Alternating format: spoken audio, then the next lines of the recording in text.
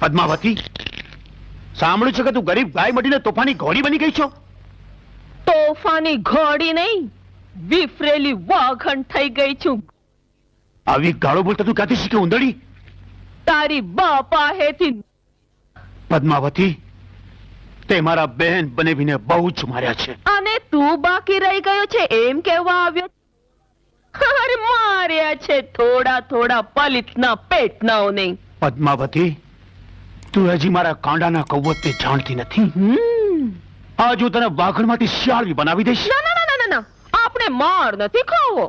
અરે આપણે લગન કરવાના છીએ, ભૂલી ગયો? આપણે સમજૂતી કરી લઈએ. આવો, બેસ બેસ. લે લે, ખા ખા ખા ખા ખા ખા, લે લે લે લે, સફરજન.